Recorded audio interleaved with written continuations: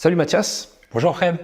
bienvenue dans le podcast et bienvenue dans ces deux podcasts puisque aujourd'hui cette interview elle passe à la fois sur le podcast Défense Zone mais aussi sur le podcast Photographe Pro 2.0 qui s'intéresse à des photographes, des parcours de photographes ou d'experts de l'image et je trouve intéressant le fait de faire ce crossover en quelque sorte pour parler à la fois de ton métier de photographe mais aussi de ton métier de sapeur parachutiste qui est assez particulier.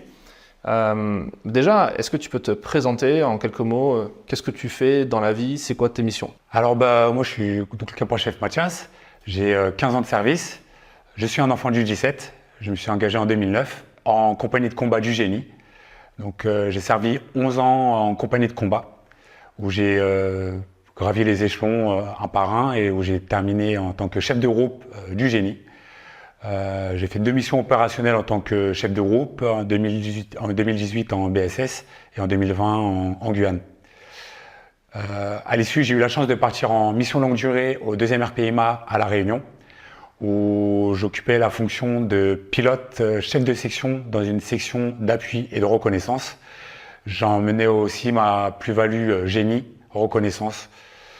Et en 2022, j'ai eu la chance de revenir à la maison, au 17. Et je voulais passer dans la seconde partie de carrière, parce que j'ai eu la chance d'avoir un petit garçon à La Réunion. Et c'est vrai que la vie en compagnie de combat avec la vie familiale, c'est compliqué. J'ai assez donné pendant 13 ans. Il y en a qui arrivent très bien à gérer la vie en compagnie de combat et la vie de famille. Moi, je voulais vraiment focus sur ma famille. Du coup, j'ai décidé de quitter la compagnie de combat. J'avais pas envie d'aller m'enfermer dans un bureau. Il y en a qui aiment ça, mais moi j'ai l'action, j'ai les verres au cul et j'ai besoin de terrain, j'ai besoin de bouger. Et je trouvais que c'était un bon compromis la cellule Infocom parce que j'ai toujours aimé la photo et la vidéo sans trop y connaître, mais j'ai toujours aimé les belles images, les belles vidéos. Et je me suis dit que c'était une belle chose de pouvoir aller à la cellule com pour augmenter mon expérience dans la com. Et puis moi j'aime me faire plaisir, donc faire rayonner le régiment, faire plaisir aux copains. Et puis il y a la partie terrain et la partie bureau, ça me convenait bien. Donc j'ai demandé à aller à la com et j'ai eu la chance d'être pris. Super. On va parler un peu de ces missions de cette cellule cellule communication. Juste avant, est-ce qu'on peut faire un petit focus sur ce que c'est le métier de soldat parachutiste parce qu'on voit l'uniforme, le béret rouge et tout. Il y a beaucoup de mystères aussi pour les gens qui ne connaissent pas cet univers. Concrètement, c'est quoi les missions d'un sapeur parachutiste?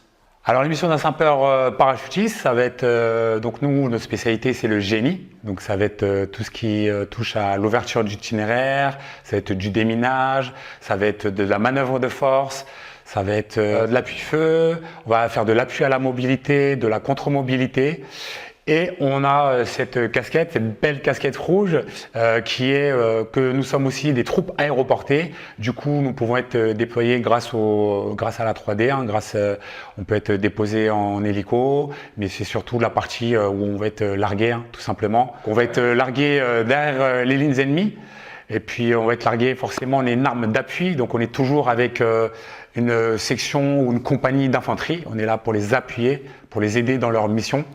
Et du coup, on a cette plus-value d'être largué en parachute.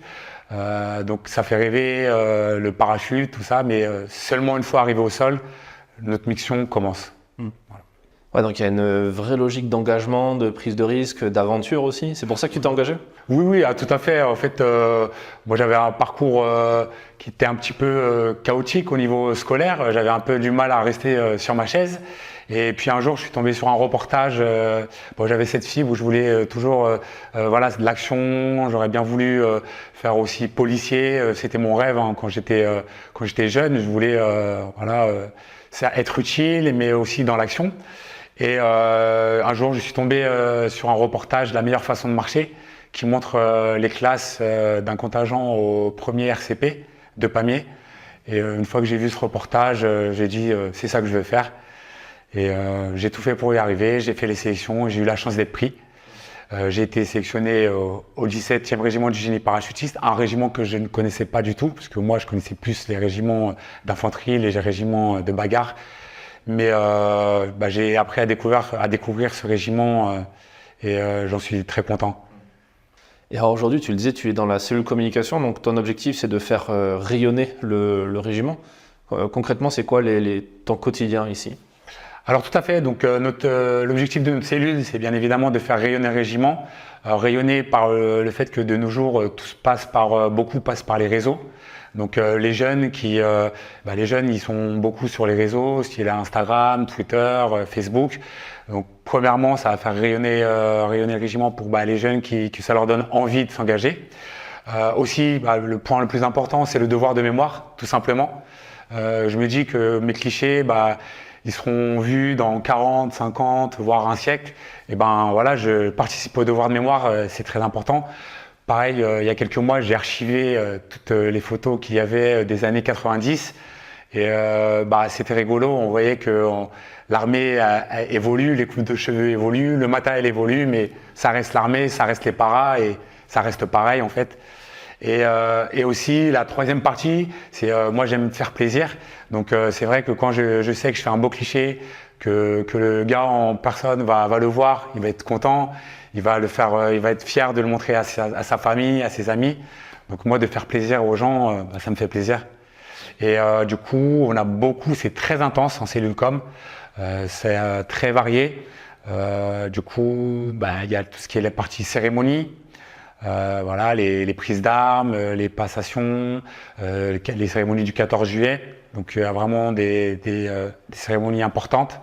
Il y a tout ce qui est l'entraînement des compagnies de combat et des spécialistes qui partent sur le terrain. Donc des fois je suis amené de partir à l'autre bout de la France, par exemple avec les plongeurs de combat pour les suivre pendant 2 semaines et être en totale immersion avec eux. Je peux m'occuper des compagnies de combat qui partent sur le terrain. Je peux avoir des missions seulement un jour où je fais un touch and go. Il y a un saut. Je fais mon reportage sur le saut et après je rentre à Montauban. Il y a toutes les parties aussi qui sont moins rigolotes où quand il y a les copains qui vont être projetés en mission ou en opération extérieure, ils viennent toquer à la porte pour que je leur fasse leur photo post-mortem. Donc je vois les copains qui viennent faire leurs photos. Moi, ça me donne envie de partir. Malheureusement, je ne peux pas partir en tant que photographe en mission, en opération extérieure.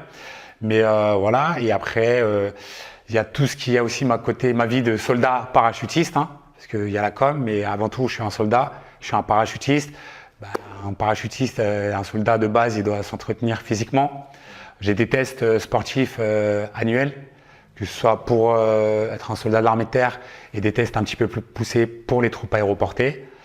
Et il faut que j'arrive à jongler avec tout ça. Donc ça fait des semaines, des mois, des années intenses. Ça passe très très vite, mais ça me convient. Ouais, c'est une autre façon de vivre ton engagement aussi, de pouvoir être détaché sur différentes compagnies, voir plusieurs personnes différentes. Tout à fait, comme je te le disais, je suis rentré en 2022 de séjour et je suis arrivé à la cellule com. Donc moi, je connaissais, ça faisait 11 ans que je servais au régiment, donc je croyais connaître mon régiment. Et en fait, je me suis rendu compte que pas du tout. En fait, quand on est en compagnie de combat, on est vraiment dans notre cocon. On sait, à côté, les spécialistes, ils font ça, les autres, ils font… Mais on les voit jamais faire. Et l'opportunité de la com, et c'est ce côté-là vraiment qui m'intéresse, c'est que j'ai vraiment eu l'impression de redécouvrir mon régiment. Un jour, je peux être avec tous les grands chefs dans des réunions. Comme le lendemain, je peux être avec la 5e compagnie, c'est les réservistes qui sont sur le terrain, où c'est des jeunes qui ont 18 ans, qui découvrent la ration de combat. Je peux être avec les compagnies de combat, je peux être avec tout, et vraiment au plus proche de l'action surtout. Et je me rends compte qu'on a un beau régiment, et surtout, je me suis vraiment rendu compte de le découvrir, alors que ça faisait pourtant 11 ans que je servais. Mais voilà, ce côté de pouvoir accéder à tout, c'est vraiment top. Ouais, c'est intéressant. Et tu fais aussi un peu indirectement de relations presse aussi, puisque tu es en relation avec des journalistes qui viennent faire des reportages sur le régiment, comme oui, alors aujourd'hui. Moi je suis opérateur image et vidéo. On est 3 dans la cellule. Après on a un officier communication l'officier va plus gérer le lien entre les journalistes, entre par exemple la ville de Montauban, la mairie. Elle va vraiment gérer, elle va faire le lien entre ces personnes-là. Moi, j'ai le contact avec eux sur des exercices, sur le terrain. Je peux échanger, j'échange un petit peu avec les journalistes, avec les photographes qui me donnent des conseils. Mais vraiment, le lien, je laisse ça plus à l'échelon supérieur. Moi, je suis focus sur ma mission et voilà, sur mes photos et mes vidéos. Ouais, c'est plus de manière informelle que tu vas regarder Oui, un peu voilà, comment travaille les c'est civils. vraiment, voilà, officieusement, je traite avec eux, mais officiellement, c'est l'officier communication de ma cellule. Ouais. Mais moi, ça fait quelques années maintenant que je côtoie des photographes militaires parce qu'on se croise sur le terrain.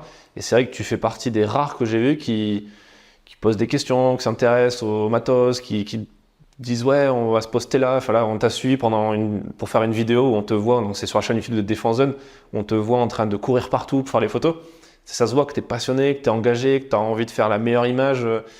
D'où ça devient cette... Eh ben, alors déjà, c'est très bien que tu me poses cette question parce que si je pose beaucoup de questions, c'est qu'en fait, à l'heure actuelle où je te parle, j'ai toujours pas de formation en tant que photographe, métier de l'image.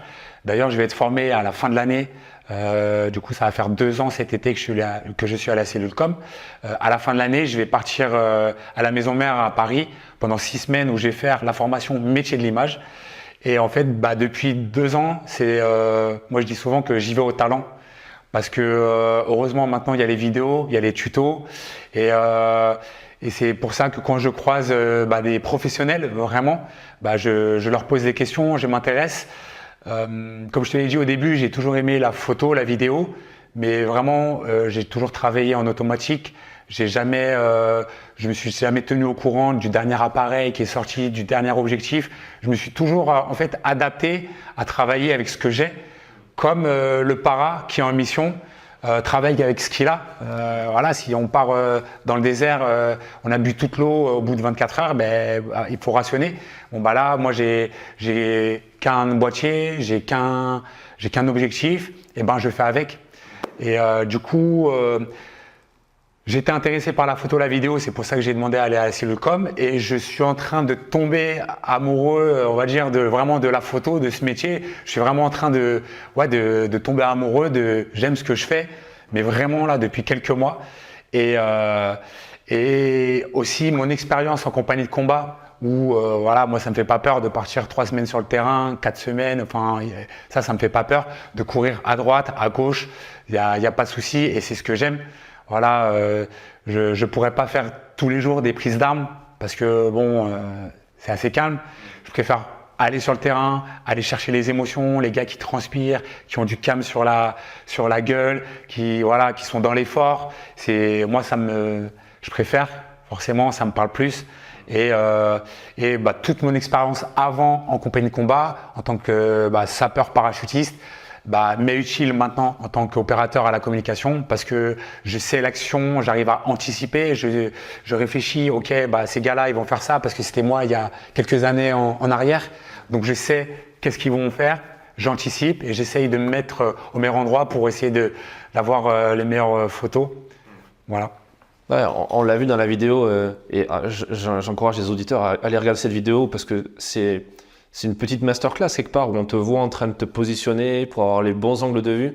Et quelque part, c'est pas que le matos qui compte, c'est pas que la technique photo qui compte, c'est aussi surtout le cadrage et donc du coup d'être au bon endroit au bon moment. Ouais, c'est vrai, comme je te le disais, quand il y a des unités, enfin moi j'aime pas qu'on me regarde, j'aime pas comme on dit faire des photos mythos, je déteste et aucune de mes photos ne sont mythos dans le sens mytho où s'il te plaît, est-ce que tu peux faire ça, je vais prendre une photo où on refait, c'est pas bon. Moi je déteste ça et d'ailleurs je me suis rendu compte parce qu'au début moi je suis qu'un amateur et en bientôt 2 ans de com, je me suis rendu compte que les plus beaux clichés c'est quand les gens ne me regardent pas. Quand je fais des terrains avec des sections de combat, je leur dis les gars, moi je ne suis pas là. Vous ne regardez pas mon objectif, sauf quand je fais des portraits, mais ne me regardez pas. Et même moi aussi, j'essaye, malgré, je suis quand même grand, imposant, j'essaye tel un chameg, tel un parachutiste, tel un commando, d'être souple sur les pattes arrière, de me faufiler, essayer de prendre, qu'on me voit le moins possible. Et puis après, oui, anticiper. Mais pour moi, en fait, c'est pas. Pour moi, c'est normal, en fait, d'anticiper, de me mettre à la bonne position. Pour moi, c'est normal. C'est des actes réflexes, en fait. Et là, c'est pas moi qui fais l'action, c'est moi qui prends l'action en photo. Du coup, l'anticipation est très importante. Mais pour moi, d'aller à droite, à gauche, de transpirer, pour moi, c'est tout à fait normal. Mais par contre, oui, pour moi, le plus difficile, c'est enfin pas le plus difficile, mais le plus technique, c'est de savoir mettre en œuvre correctement mon matériel pour pouvoir prendre la bonne photo. Ouais, les bons réglages, la Voilà, bonne tout à technique. fait. Justement, parlons un peu matos, parlons un peu sac à main. Oui. Même si tu l'as dit, c'est pas le truc que tu fais avec ce que tu as aussi. Oui. Tu utilises quoi comme matos? Alors du coup, là, j'ai un boîtier Fujifilm, un X-T3, qui est très bien. J'ai commencé quand je suis arrivé il y a 1 an et demi avec ce boîtier-là. Et il y a 6 mois, on a reçu un deuxième boîtier. C'est un Sony A7 IV. Du coup, pareil, c'est un appareil hybride. Les deux sont différents, mais les deux sont très bien. Et en termes de focale, en termes d'optique, tu utilises quoi? Alors, en termes d'optique, j'utilise ce qu'on me donne. Donc, j'ai une focale par boîtier. Environ, c'est du 20-70 mm. Voilà. Malheureusement, je n'ai pas de zoom. Par exemple, un 100-400 mm. C'est vrai que dans ma fonction, ce serait une très grosse plus-value. Quand il y a les séances de saut, je pourrais aller taper les gars qui sortent de l'avion, ou même quand il y a des cérémonies, ça éviterait que je sois tout seul au milieu de la place d'armes pour faire un beau portrait. Mais je me suis habitué à faire avec ce que j'ai depuis le début que je suis dans l'institution. Mais c'est vrai que ce serait pas trop une petite focale en plus. Bon, on fera une petite lettre au Père Noël, peut-être pour cette année. J'espère que Père Noël saura m'entendre.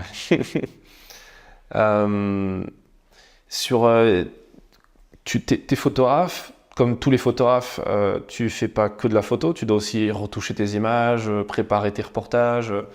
Comment tu t'organises dans une journée? C'est quoi un peu la journée type? Même si j'imagine que les journées types sont pas forcément tout Il y a 5 journées différentes. Après, une journée où je sais qu'en régiment, par exemple, je vais pas aller sur le terrain. Donc le matin, je vais aller faire sport parce que on est militaire, parce qu'on est parachutiste et voilà, on doit s'entretenir. Donc et comme je te l'ai dit, c'est pas parce que je suis à moitié dans les bureaux que je peux me permettre de ne pas réussir mes tests sportifs. Du coup, le matin, je vais faire sport.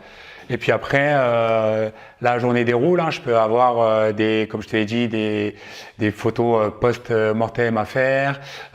Si j'ai des temps libres, je continue à l'archivage. C'est très important parce qu'avant, tout était fait en papier. Donc là, on scanne et puis on archive. Le devoir de mémoire, très important. Et puis après, je peux aller faire un petit reportage dans la journée. Il y a un petit terrain à 5 km, un petit terrain qui nous appartient. On m'appelle, on a besoin de moi, j'y vais, je prends mes éléments en avance de phase, parce que pour moi je suis en mission, donc j'ai ma préparation mission, j'essaie d'avoir le plus d'éléments possible, de manière à ce que le jour J, quand j'arrive sur position, j'ai la moins de zone d'ombre au tableau. Je fais mon reportage, je rentre et dans la foulée, je vais vider mon appareil et tout mettre sur l'ordinateur, ça c'est le premier truc à faire. Pour que je perde aucune photo, ça c'est ma phobie. Pour l'instant, ça m'est jamais arrivé, mais normalement ça devrait m'arriver. Donc j'espère que ce sera pas aujourd'hui ni dans les prochains jours. Et puis après, je vais sélectionner les photos que je décide qui sont pas bonnes. Donc je vais les enlever. Je vais faire un pré-tri.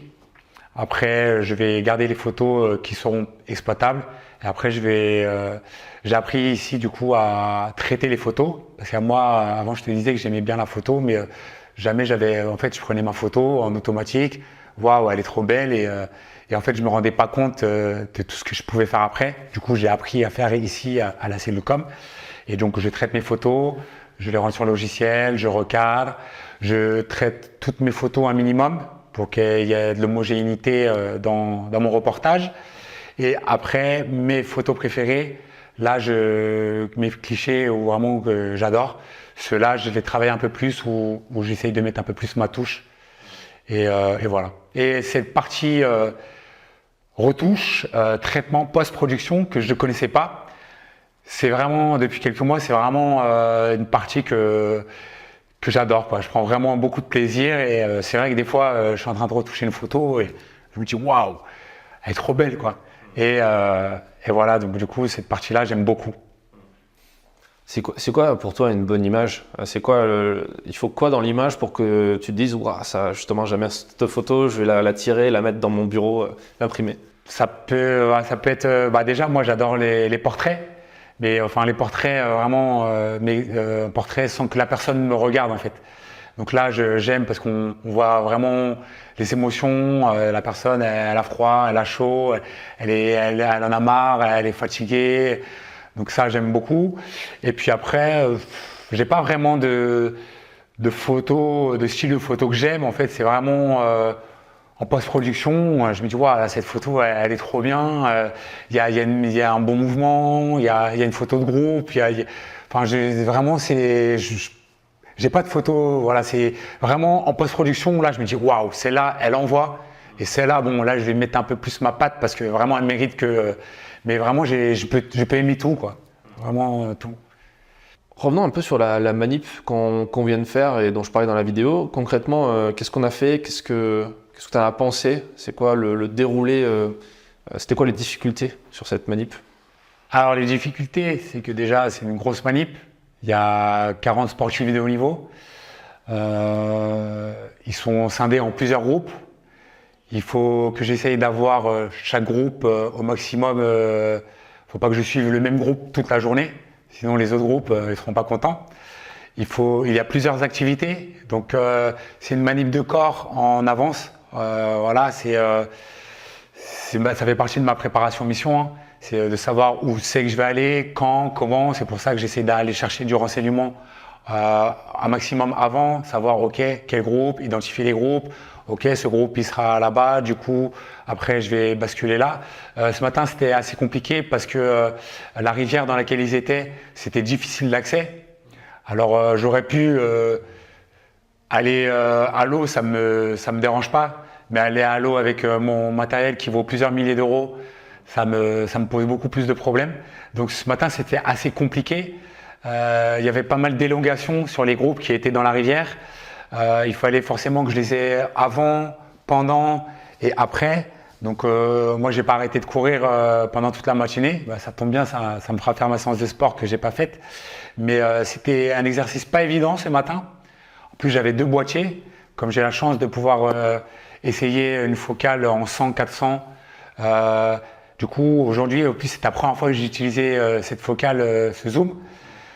Donc c'était un peu le feu ce matin, mais voilà, c'est comme ça qu'on apprend, c'est comme ça qu'on acquiert de l'expérience. Mais voilà, ce matin, c'était le problème le plus important pour moi, c'était qu'on ne puisse pas vraiment trop accéder à la rivière, comme il y avait vraiment du dévers sur les côtés. Donc c'était voilà, j'aurais vraiment moi voulu me mettre dans l'eau avec eux et les suivre quoi. Mais bon là c'était compliqué, je pouvais pas me permettre avec tout le matos que j'avais. En plus il fallait que je cours pour me mettre en aval, en amont, un peu partout. Donc compliqué, mais voilà, c'est comme ça qu'on apprend. Ouais, et puis tu t'es vachement bien débrouillé avec la situation dans laquelle tu étais. Est-ce qu'il y a des conseils qu'on t'a donnés peut-être quand tu es arrivé en cellule com ou même en amont, des conseils qu'on t'a donnés qui t'aident aujourd'hui et que tu aimerais repartager à quelqu'un qui nous écoute pour faire de meilleures photos, pour être plus à l'aise avec ce métier-là, ce métier de l'image? Conseil, après moi comme je t'ai dit, je travaillais avant de rentrer à la cellule Infocom, je travaillais toujours en automatique. Du coup de travailler en manuel, je comprenais rien, l'ouverture, la vitesse, les ISO. Donc Internet m'a bien aidé, les tutos. Mais après c'est vrai qu'il y a rien qui est de plus qu'un opérateur. Donc quand je suis arrivé, il y avait un opérateur qui m'a appris à travailler en manuel. Après tout au fil de mes reportages, j'ai progressé, hein, j'ai pris de l'expérience. Mais en vrai, tout de suite maintenant, comme ça, vraiment des conseils, moi, ça peut paraître bête, mais je n'ai pas trop à donner, quoi. Parce que moi, tous les conseils qu'on m'a donnés, c'était vraiment apprendre, quoi. Après, tous les conseils qu'on m'a donnés, c'est anticiper, ça, je le faisais déjà. Pour moi, c'était intelligence de situation, c'était évident. Après, vraiment, conseil technique, vraiment, je vois pas parce que moi, j'ai tout appris sur le tas et vraiment tout de suite maintenant, je suis désolé, mais là, qui me viennent à l'idée, à l'esprit, j'ai rien du tout, quoi. Ah, tu viens de donner un conseil très précis qui est l'intelligence de situation. Oui. Comment on fait pour gagner en intelligence de situation, justement? Parce que c'est pas si simple que ça. Intelligence de situation, je dirais déjà, premièrement, c'est l'expérience. Forcément, si c'était ma première semaine à la cellule Infocom et je connaissais rien de l'armée, ça va être un peu compliqué de faire de l'intelligence de situation. Après, moi, ce terme-là, je l'ai vraiment appris à l'armée. Après, de l'intelligence de situation, on en fait tous, c'est juste de la logique. Et je pense que c'est l'expérience qui joue beaucoup. Le fait aussi de connaître notre spécialité, de bien connaître déjà le matériel qu'on utilise, de bien savoir la fonction, quelles sont les attentes de nos chefs, de savoir aussi quelles seront mes attentes, quelles photos je veux avoir, et d'avoir en amont bien préparé la mission. Tout ça réuni, pour moi, ça fait de l'intelligence des situations. Voilà. Et est-ce que dans ton parcours de militaire, il y a des choses des conseils qui t'ont beaucoup aidé sur le fait qui t'ont permis de te dépasser, d'être plus force de proposition, Par rapport à ton métier, le fait de réussir à, par exemple là tu as dit, c'est une sorte de reconversion en quelque sorte de spécialité. Ouais. Le fait de basculer comme ça après plusieurs années dans une spécialité, de réussir à découvrir une nouvelle, à être capable d'apprendre. Ouais. Comment ça t'est venu ça? Du coup, comme je t'ai dit, j'ai toujours aimé la photo, j'ai toujours aimé les belles images, même si j'y connaissais rien du tout. Et je me suis dit, pourquoi pas, je me voyais pas, je voulais sortir de la compagnie de combat, mais je me voyais pas aller au fin fond d'un service et être enfermé jusqu'à la fin de mon contrat. Comme je te l'ai dit, j'ai pensé que la cellule com pouvait être le bon compromis.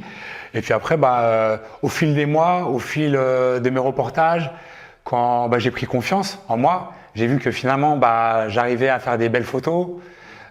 Surtout, moi, je peux dire que cette photo, je la trouve belle ou pas, mais c'est surtout quand mes chefs sont fiers de moi, quand j'ai reçu des lettres de félicitations, quand mes copains ils me disent putain, Mathias, ta photo, elle est incroyable. Quand je vois sur les réseaux qu'il y a une photo, elle fait des milliers de j'aime.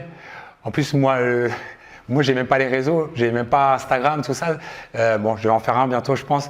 Mais c'est vrai que au début, je suis tombé dans le jeu, quoi. Les réseaux, j'aimais pas trop. J'utilisais pas les réseaux pour la com, pour faire rayonner des clichés. Et après, je tombe facilement dans le jeu quand il y a une belle photo qui est postée sur les réseaux. Je vais voir, il y a 200 j'aime, je me dis... Et puis à la fin du week-end, je vois il y a plus de 2000 j'aime. Je me dis, c'est quand même incroyable, il y a 2000 personnes qui ont posé leurs yeux sur mon cliché. Et ça me fait plaisir, quoi. Même si ces personnes, je les connais pas, je me dis, voilà, mon travail, il sert à quelque chose. Et puis au fil des mois, je suis tombé amoureux de ma nouvelle fonction. Et là, je suis comme un poisson dans l'eau, je connais tout le monde au régiment, parce qu'en étant à la cellule com, on connaît tout le monde, hein. Du soldat qui va s'engager, où j'ai fait ses photos, où il perçoit sa gamelle au SM4, jusqu'aux grosses réunions, aux grosses cérémonies où je suis avec les officiers, chefs de corps, général de la BP et tout. Donc moi, je connais tout le monde, je connais toutes les spécificités de mon régiment et en gros, je fais kiffer les gens, quoi. Et en même temps, je participe au devoir de mémoire. Du coup, moi, j'aime trop. Tu penses un peu à ta reconversion? Tu aimerais te reconvertir dans le civil en tant que photographe? Je commence à y repenser depuis quelques mois maintenant, je te le cache pas. Pour moi, c'était vraiment, j'avais pas du tout pensé à côté photo. Et depuis quelques mois, ça commence. Moi, dans 5-6 ans, j'ai fini. Hein. Je serai à 19 ans et demi de service. C'est vrai que je te mens pas, depuis quelques mois, je commence à y réfléchir. J'aimerais faire des photoreportages, des événements sportifs. En fait, moi, je me dis pourquoi pas après l'armée faire de la photo, mais tout, quoi. Que les gens ils viennent me voir. Moi, voilà, je suis militaire, je m'adapte à chaque situation. Je peux faire shooting d'une prénaissance, comme un mariage où ça ressemble beaucoup aux cérémonies, où il y a les moments importants, le moment où il faut pas louper, et en même temps, il faut se faire discret, quoi. Jusqu'à il y a un collègue d'ailleurs qui m'avait demandé, il fait de la course, il fait du trail, pourquoi pas, quoi, des événements sportifs, des photoreportages. Ça me travaille depuis quelques mois, je te mens pas, et je me dis why not. Et voilà, je vois, il y a beaucoup, les gens je fais des photoreportages, je fais de l'événement sportif, je fais du mariage. Moi, je prends tout. Moi, je me tape à tout et en fait, j'aime tout.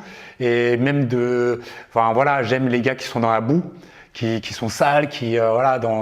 Je me dis pourquoi pas, un mariage là, tout le monde sera beau, tout le monde sera heureux, tout le monde sourira, le décor sera beau. Donc moi, je vais essayer de faire rayonner chaque moment, chaque instant. Et dans la photo aussi, ce que j'aime, c'est que c'est juste cet instant-là où le cliché il est pris. Et en fait, ce cliché, pour certaines personnes, ça n'aura pas de prix, quoi. Une naissance, un mariage, pour eux, ça n'aura pas de prix. Et il va durer et ils le montreront à leurs enfants, à leurs petits-enfants. Et c'est comme ça, en fait, a tout commencé pour moi la photo. Parce que quand je me suis engagé au 17, mes premiers départs, en fait, j'ai acheté mon réflexe. Et quand j'étais en Afghanistan, c'est là où j'ai commencé à faire mes premières photos. Et après, c'est ce qui reste. 15 ans plus tard, je regarde ces photos. Quand j'étais un jeune soldat, quand j'étais en Afghanistan, j'avais 20 ans. Il n'y a que ça qui reste. Et en fait, au fur et à mesure de mes départs, j'ai toujours fait des photos-reportages, des photos de mes gars. Après, quand j'étais chef de groupe, la première fois que j'étais chef de groupe, que j'étais au Mali, moi, je prenais en photo rien que les gars qui prenaient l'avion. Moi, j'étais un enfant, je les prenais en photo, regardé par le hublot. Parce que pour moi, je me disais, c'est mon jeune soldat. On va ensemble, j'ai une grosse responsabilité en tant que chef de groupe. Et je me disais, tiens, tac, la photo, comme moi j'aurais aimé peut-être qu'on me prenne en photo quand je regardais par le hublot pour aller en Afghanistan. Voilà, leurs émotions, quand ils sont arrivés sur le terrain, et voilà. Et après, à la fin des 4 mois, je leur fais un petit montage vidéo, un petit montage photo. Et des années encore plus tard, il n'y a que ça qui reste. Et c'est ce côté-là de la photo c'est un instant marqué à vie, quoi. Et pour certaines personnes, ça peut être juste une belle photo, mais pour certaines personnes, ça peut être la photo qui n'a pas de prix. Et moi, ce côté-là, ça, j'adore.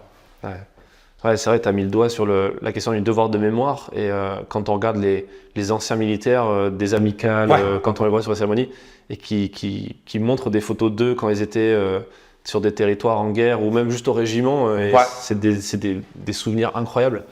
En fait, c'est ce côté-là qui m'a donné envie je me suis dit pourquoi pas à la com, parce qu'en fait moi à tous mes départs, que ce soit des opérations extérieures ou des missions courte durée, j'ai toujours fait des photos, après je dis pas qu'elles étaient bien ou pas, mais en tout cas moi c'était très important. C'est comme je te dis, il y a que ça qui reste. Et puis aussi pour les collègues, ah putain Mathias, j'ai perdu les photos, il n'y a pas de souci, j'ai les photos. Et voilà, ce côté-là, vraiment, de faire kiffer les gens et le devoir de mémoire. Et même moi, j'ai mon petit qui a 3 ans, et je serais trop fier de lui montrer, regarde papa, quand il était en Afghanistan, quand il était au Mali, regarde papa, il faisait des photos, alors que j'étais encore chef de groupe, ou j'étais pas à la com, que j'avais quand même au fond de moi, putain, j'ai mon FAMAS, je le mets de l'autre côté, je sors mon réflexe, je fais une petite photo parce que je pense que là, il y a quelque chose à tirer. Et aussi, cette armée, l'armée m'a donné la chance de pouvoir aller dans des contrées exotiques, quoi. C'est vrai que quand je suis au régiment, je fais pas beaucoup de photos. Quand j'étais en compagnie de combat, je faisais aucune. Mais de partir au Moyen-Orient, de partir en Amérique du Sud, forcément, déjà, les décors sont beaux. Quand on part en Afrique, quand on va faire des aides médicales à la population, un enfant africain, un portrait d'un enfant africain, dans ses yeux, on voit tout, quoi. On voit tout et moi ça me parle, ça me fait des frissons et voilà. C'est toutes ces opérations au fil de ma carrière en compagnie de combat qui m'ont conforté dans le fait que je pourrais continuer en régiment. Bon, maintenant que tu as donné super envie à plein de jeunes de s'engager comme photographe militaire, parce qu'on a compris que c'était une partie importante. D'ailleurs, chaque régiment, quasiment tous les régiments ont des photographes, au moins un. Oui. Avec un officier presse et un opérateur image. Comment on fait pour s'engager pour cette spécialité d'ailleurs? Est-ce qu'on peut s'engager pour cette spécialité ou est-ce qu'il faut d'abord faire un temps de soldat comme tu l'as fait? Alors en régiment, à ma connaissance, non, c'est pas possible. Du coup, c'est tous des gars qui ont commencé généralement en compagnie de combat, ou soit ils ont commencé directement en spécialiste, mais sinon c'est compagnie de combat. En tout cas, moi depuis bientôt 15 ans que je suis au régiment, tous les opérateurs que j'ai vus à la cellule com, on commençait en compagnie de combat, on commençait en tant que soldat. Après, au bout de... Après, donc soit la personne a vraiment, avant, elle travaillé dans la photo, elle a des diplômes, elle se fait connaître et peut-être qu'au bout de 5, 6 ans, si elle le souhaite, si c'est possible et si nos chefs le veulent, elle peut venir en cellule Infocom. Sinon, voilà, c'est au bout de, on va dire, 10 ans minimum, hein. Comme ça, on acquiert toute l'expérience avant du terrain de notre régiment. Et après, on fait la demande. Enfin, pour ma part, moi, j'ai fait ma demande. Et puis, il y a beaucoup de gens qui croient que la cellule com, c'est la planque. Mais non, c'est pas la planque. Il y a beaucoup de travail. En plus, on est seulement 2 ou 3 opérateurs. Donc, il suffit qu'il y en ait un qui traîne la patte et du coup, les 2 autres, ils vont avoir beaucoup plus de travail. Donc, c'est assez intense, hein. Mais à ma connaissance, non, malheureusement, on ne peut pas s'engager directement en cellule infocom en régiment. Mais d'un côté, moi, je trouve que c'est une bonne chose. Comme ça, le gars, il a le temps de faire ses gammes avant en compagnie de combat et de traîner un peu dans la boue. Et voilà. Ouais. C'est vrai. Le matos que tu as pu tester de Fujifilm aujourd'hui, qu'est-ce que tu en as pensé concrètement du Zoom, du XT5, du XT50? Alors moi, c'est simple, comme je t'ai dit, moi je me contente de ce que j'ai. Donc pour moi, là, ce que j'ai testé aujourd'hui, pour moi c'est juste incroyable. Voilà, c'est le Zoom, c'est vraiment, voilà, c'est incroyable. On peut avoir vraiment des beaux portraits de très loin. Aller, ce qui est bien, c'est que avec les zooms, je reste à l'extérieur, vraiment en dehors de l'action. Comme ça, les gens ils me voient encore moins. Du coup, ils sont encore plus eux-mêmes. Donc c'est vrai que enfin moi pour moi c'était Noël aujourd'hui, hein. Moi, il me suffit de rien, je suis heureux. Donc là, d'avoir pu tester aussi le nouveau boîtier de Fujifilm est vraiment incroyable. Je verrai surtout, je pense, la différence en post-production. Mais moi, je suis trop heureux. Et d'un côté, c'est ça l'avantage d'avoir tout le temps pas grand-chose. C'est quand on nous donne un matériel qui est légèrement mieux ou voilà, qui est le dernier matos qui est sorti. Pour moi, je suis trop heureux aujourd'hui, là.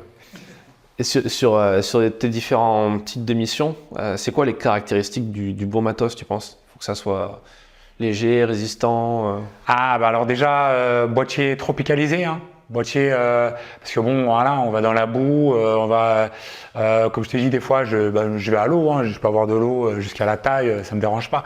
Forcément, je prends soin de mon matériel. Moi, je m'en fous, mais c'est le matériel en priorité.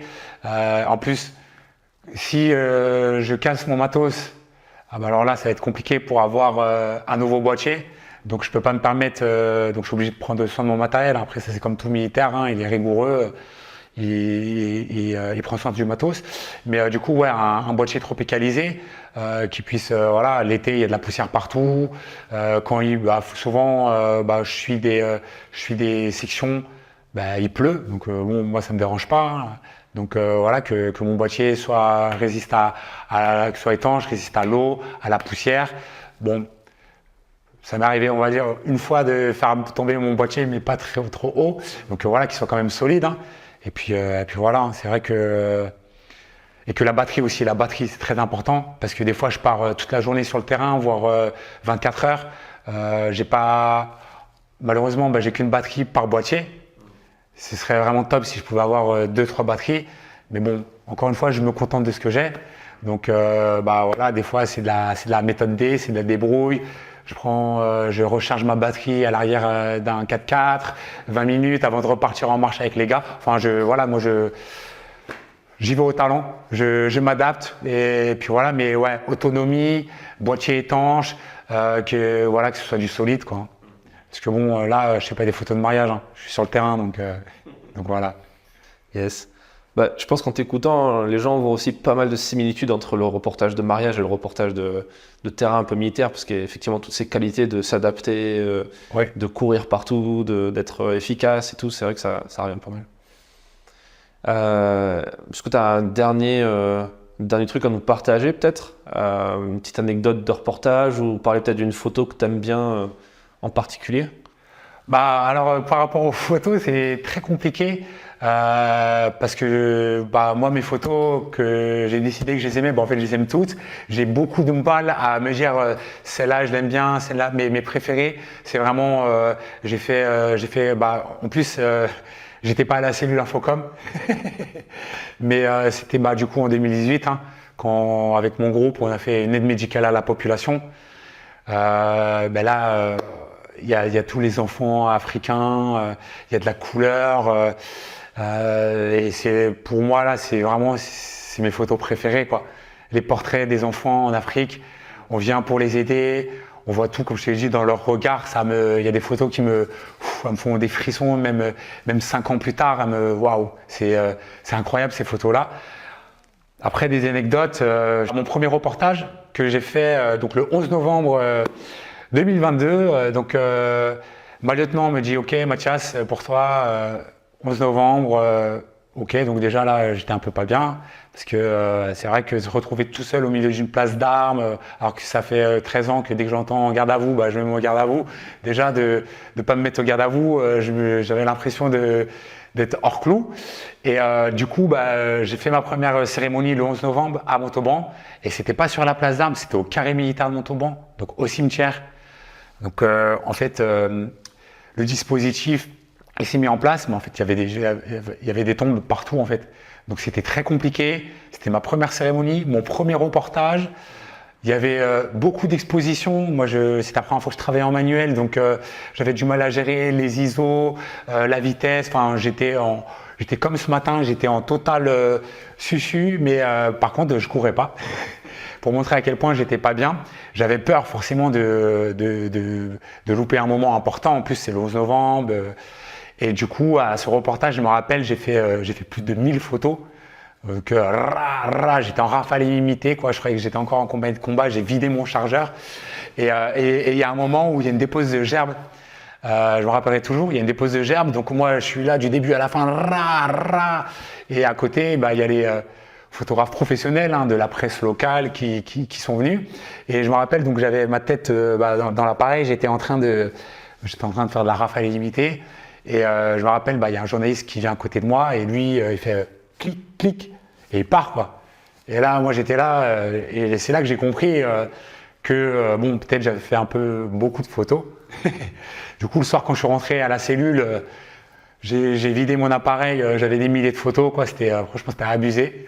Mais moi, j'ai pas loupé, j'ai rien loupé. Et du coup, après, j'ai traité mon premier reportage. J'étais pas confiant et tout. Et puis finalement, je suis allé au résultat. Enfin, ma chef est venue me voir en me disant « Putain, Mathias, tes photos, elles sont vraiment top et tout. Ça change. » Du coup, moi, j'étais content, quoi. J'étais fier de moi. Et ça m'a conforté dans l'idée qu'il y avait quelque chose à faire. Et voilà. Trop bien.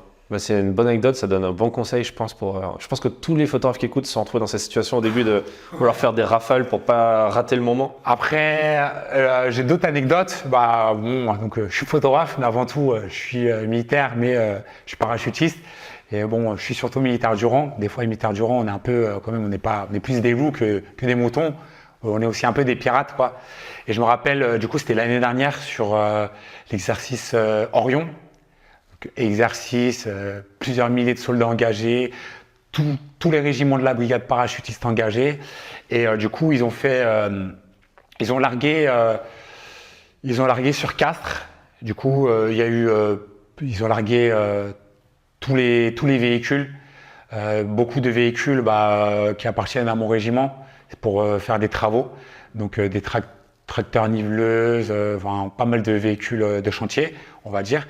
Et ils ont été largués, donc ils sont largués avant les véhicules, et après il y a les paras qui sont largués. Mais là c'était vraiment, et du coup sur la zone de saut il doit y avoir personne. Et moi je voulais absolument être au plus proche de l'action et pas à l'extérieur de la zone de saut. Donc je me rappelle que je vais sur la zone de saut, j'avais mis mon petit brassard jaune, pour être identifié. Et les avions vont arriver.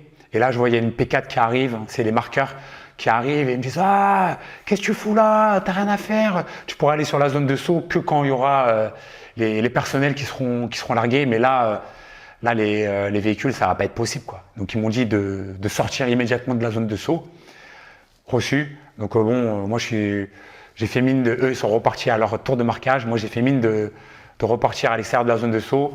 J'ai retiré mon scratch orange et là, je me suis plaqué au sol, quoi. Donc, je suis pas non plus bête. Je me suis pas mis sous les engins en train d'être largués, mais je me suis rapproché au plus de la zone de saut. Je me suis caché dans un kéké et puis j'ai essayé de faire des beaux clichés, quoi.